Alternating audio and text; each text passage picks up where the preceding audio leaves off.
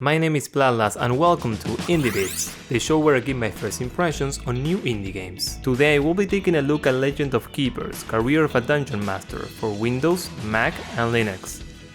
In this game, you take the role of a dungeon master and as you would expect, your job is to secure your dungeon from these pesky heroes that invade it. The gameplay is mainly divided into two phases. The first one is holding an attack from the heroes, but before the attack arrives, you have to manage each room of the dungeon, which can have different purposes. They can be rooms where your minions battle the heroes, rooms with a trap of your choice that can damage them or affect their status, rooms where you use a spell to slow the party down, and the final room where they fight the dungeon master. The most involved room is the one where your minions fight the heroes. Not only you have to decide which monsters to use and how to position them, but you also control your minions during combat in classic turn-based RPG style. And something interesting is that heroes have a life bar and a courage bar. You can use traps or attacks that reduce their courage until they run away, or you can use normal attacks until, you know.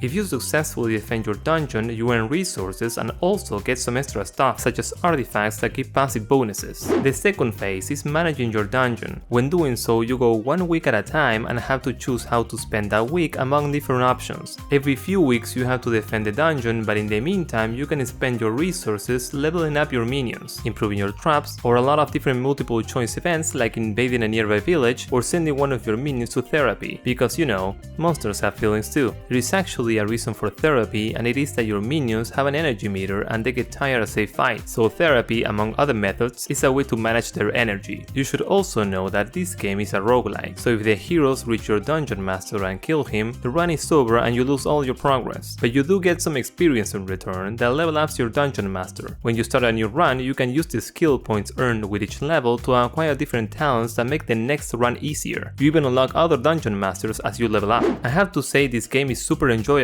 It is fun to manage your dungeon and improve your defenses, your decisions on how to handle most things really matter, and combat is very engaging and requires a lot of critical thinking. You can also customize the difficulty of your run, which affects how much experience you get at the end, and there is even an implementation with Twitch so that viewers of a stream can affect the game with their votes. The only downside is that it will release in early access, so some content is still missing and it is possible to find some minor bugs, but the game already has a lot of content available and it is super polished. Because of this, on my should you try it scale, I give it a score of